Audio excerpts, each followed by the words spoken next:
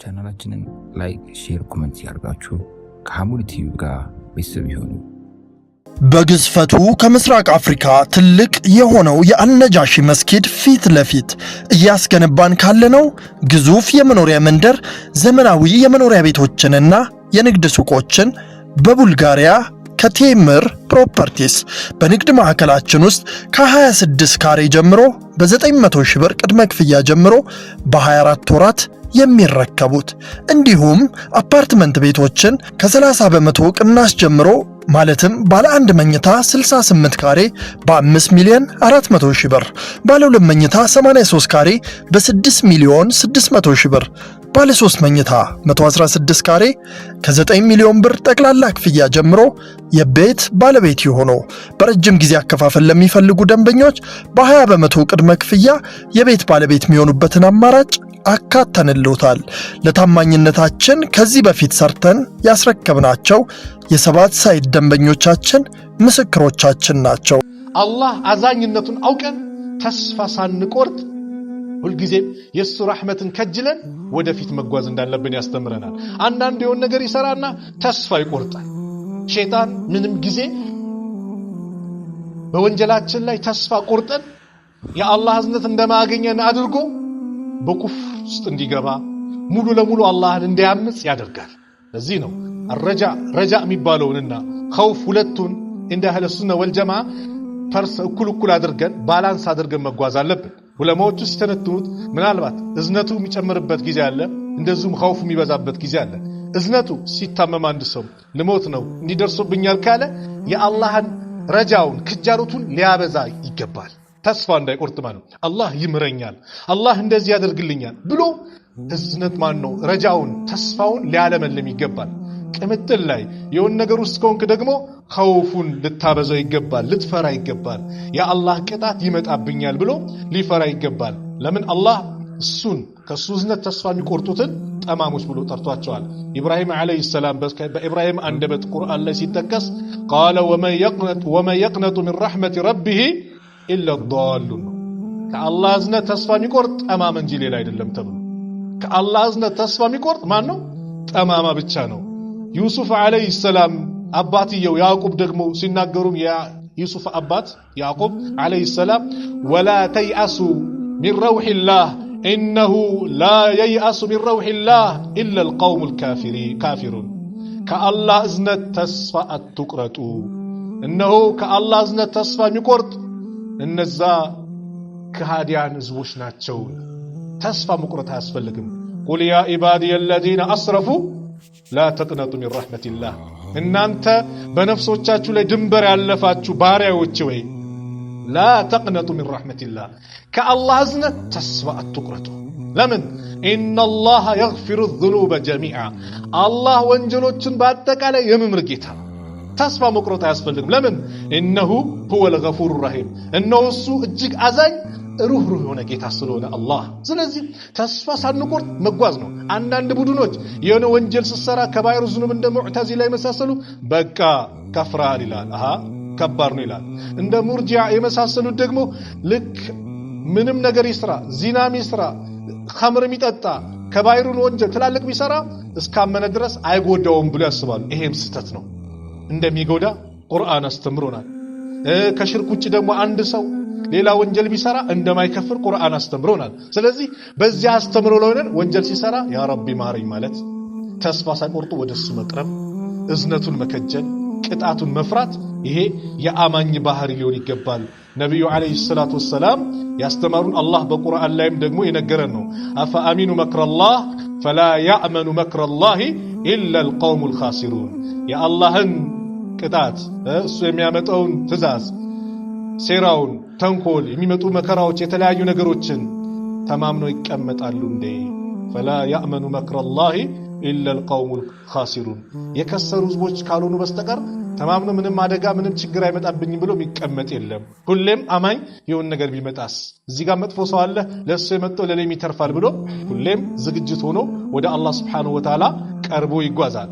ኢነ ረበከ ለዙ መግፊረቲን ሊናስ ኢነ ረበከ ለዙ መግፊረቲን ሊናስ ዐላ ዙልሚሂም ወኢነ ረበከ ለሸዲዱል ዒቃብ ነው። በቃ ሁለቱን ባላንስ አድርገን መሄድ ነው። አላህ ገፉሩ ራሂም ነው። አላህ ደግሞ ሸዲዱል ኢቃብ ነው። ወንጀል ለሚሰራ ቅጣቱ የበረታ ነው። መልካም ሰርቶ ለሚመጡት ወደሱ ለሚመለሱት ደግሞ ምንድነው እዝነቱ ሰፊ ነው። ስለዚህ ይሄንን እንደ አህለ ሱና ወልጀማዓ አቋም ኸውፍና ረጃን አንድ ላይ ነው ይዘን ምን ሄደው አላህ ገፉሩ ራሂም ነው ብሎ የሞኝ ስራ መስራትም አያስፈልግም። አንዳንዱ አላህ ገፉሩ ራሂም ናም አላህ አዛኝ ሩህሩህ ነው ተስፋ አትቁረጡ እያለ ነው። ግን ስራ ላይ መገኘት አለበት። ሁሌ መጥፎ ላይ ሁሌ እንትን ላይ ብለን ይሄ የሞኞች ነው። እንደዚሁም ደግሞ አይ በቃ እኔ አልቆልኛል ጠፍቶልኛል ብሎ አላህን ጨካኝ አድርጎ እንደማይምር አድርጎ መሳል አያስፈልግም። ወንጀል ሲሰሩ መመለስ፣ ጥሩ ነገር ሲሰሩ ደግሞ አላህን አመስግኖ ሌላ በላ እንዳይመጣ ወደ አላህ እየተማጸኑ መጓዝ ነው የሚያስፈልገው። ይሄ እንደ እስልምና አስተምሮ ይሄ ነው። ነብዩ አለይሂ ሰላቱ ወሰለም አንድ ሐዲስ ላይ ምን ይላሉ? ላ የሙተነ አሐዱኩም ኢላ ወሁወ ዩሕሲኑ ظن ቢላሂ ዐዘ ወጀል። አንዳችሁ እንዳይሞት በአላህ ላይ መልካም ጥርጣሬ የኖረው ሆኖ እንጂ ጥርጣሬው አላህ ይምረኛል ብሎ ወደ አላህ ተስፋ ሊከጅል ይገባል። በሌላ ሐዲስ አልከይሱ መን ዳነ ነፍሰሁ ወዐሚለ ሊማ ባዕደል መውት፣ ብልጥ ጮሌ ማለት ከሞት በኋላ ላለው አገሩ ስንቅ ያዘጋጀ ነው። ሞኝ ስኪል ማለት መጥፎ ይሰራል፣ እዛም ላይ ይዘፈቃል። ምን ይላል? ወተመና ዐለ ላህ አልአማንይ፣ ከንቱ ምኞትን በአላህ ላይ ይመኛል። በቃ አላህ ይምረኛል ብሎ በዚህ ብቻ ኸይር የለ ሰላት የለ ምን የለ እንደዛ መሆን አያስፈልግም።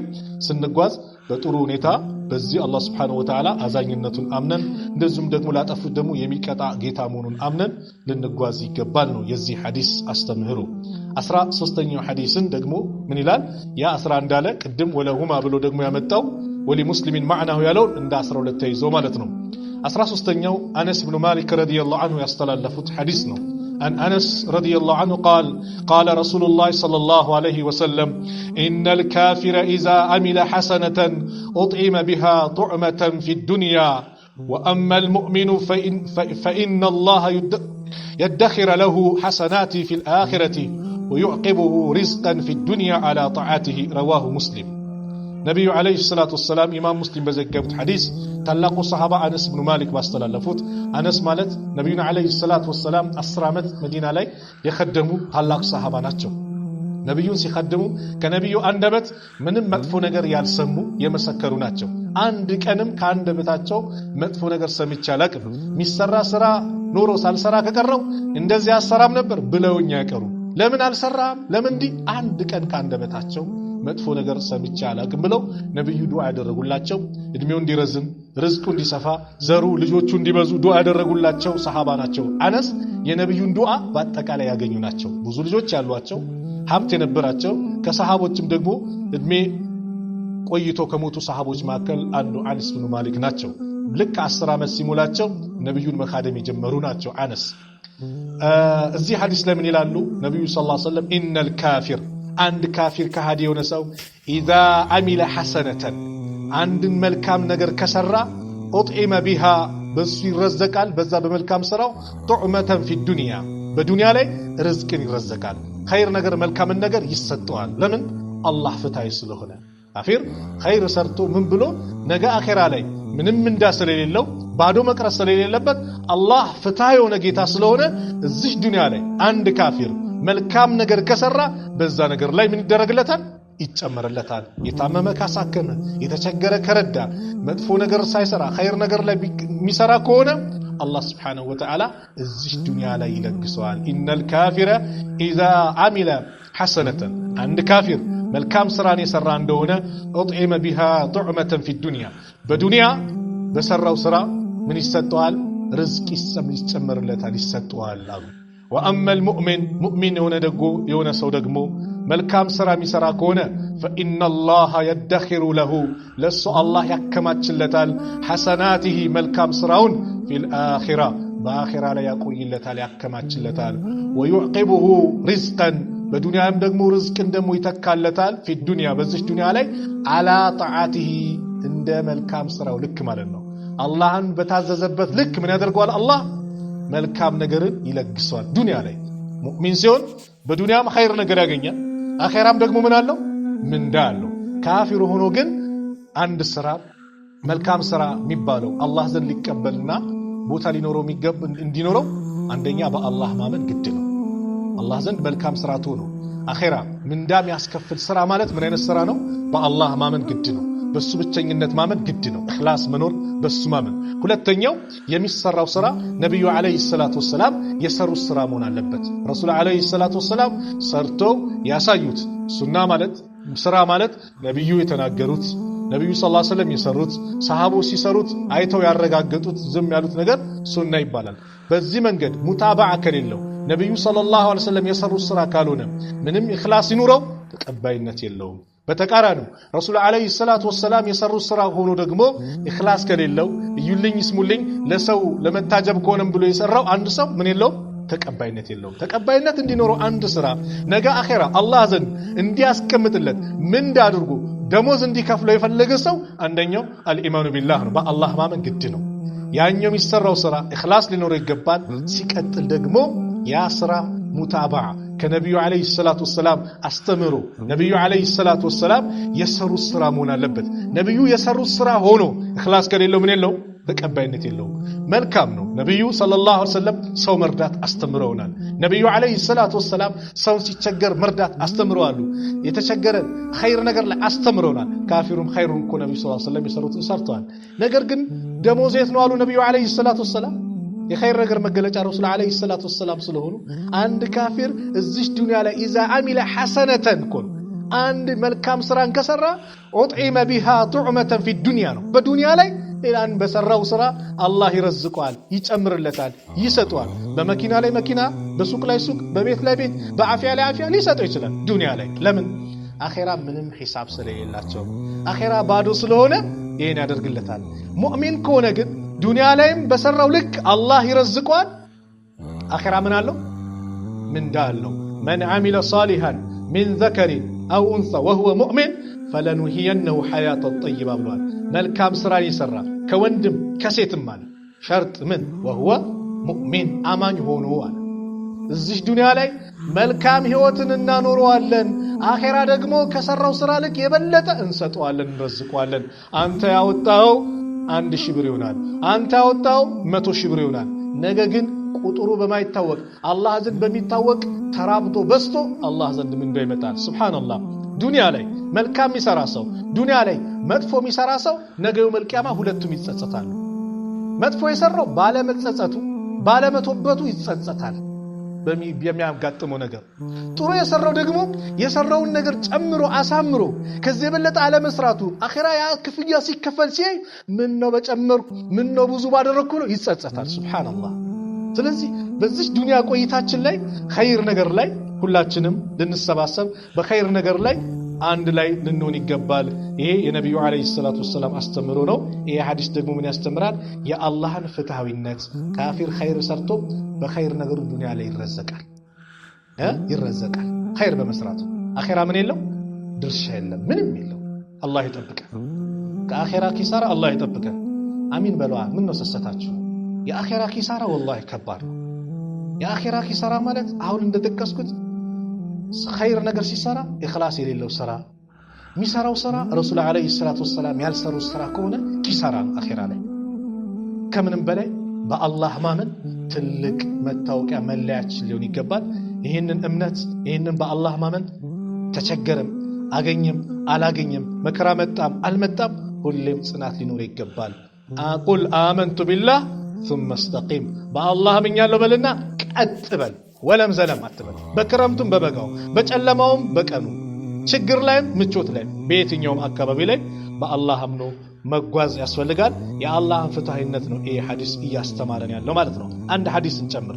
ይሄኛው ሐዲስ ደግሞ 14ኛው ሐዲስ ኢንሻአላህ ይሄን ሐዲስ ቀርተን የዛሬ ፕሮግራማችን በዚህ እናጠቃልላለን።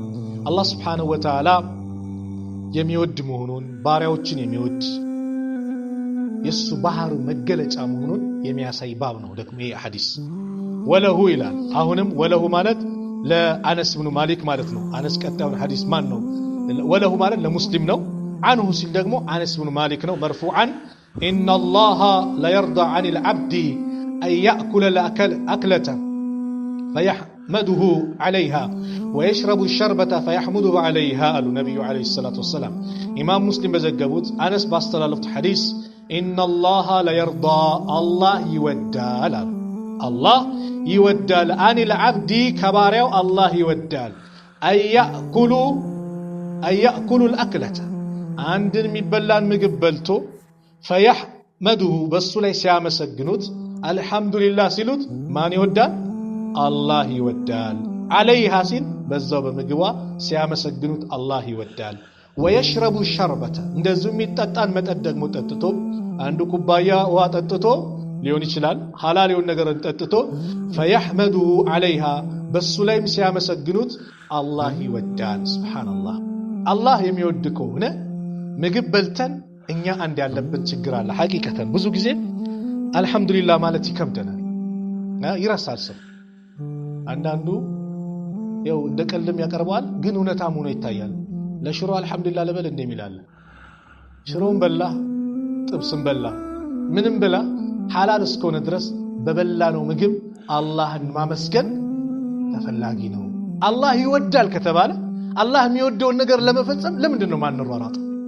የአላህ ባህሩ መገለጫ ነው መውደድ አላህ እንዲወድ አላህ ስራን እንዲወድል እዚህ ኸይር ነገር ላይ ለመገኘት ለምንድን ነው ወደኋላ ያለው ሱብሃንአላህ አዳቡን ጣዓም አለበር ነብዩ ሰለላሁ ዐለይሂ ወሰለም የምግብ አበላል አዳብ አስተምሮናል አንደኛውን ሰሃባ ትንሽ ባለበት ሰዓት ላይ ልክ እጁ እዛም ሲል ያ ጉላም ሰሚላህ አንተ ልጅ መጀመሪያ ቢስሚላህ በል ኩል ቢየሚኒክ በቀኝ ደግሞ ብላ የሚበላው በቀኝ ነው ሚማ የሊክ አጠገብ ካለ ደግሞ ብላ እዛም ብላ አታቡካት ሲበላ አጠገብ ካለው ቢስሚላህ ተብሎ በቀኝ ይበላል ይሄ እስላም ያስተምሮ ነው ነብዩ አለይሂ ሰላቱ ወሰለም ዘንድ አንደኛው በግራ እጅ ይበላል ከዛ ረሱል አለይሂ ሰላቱ ወሰለም ኩል ቢየሚኒክ በቀኝ ብላ አሉት ላ አስተጢዕ አላቸው አልችልም አላቸው ለነብዩ ሰለላሁ ዐለይሂ ወሰለም ረሱል አለይሂ ሰላቱ ወሰለም አያስችልህ አሉት ዱዓ አደረጉበት ማ منعه الا الكبر ኩራት እንጂ ምንም የከለከለው ነገር አይደለም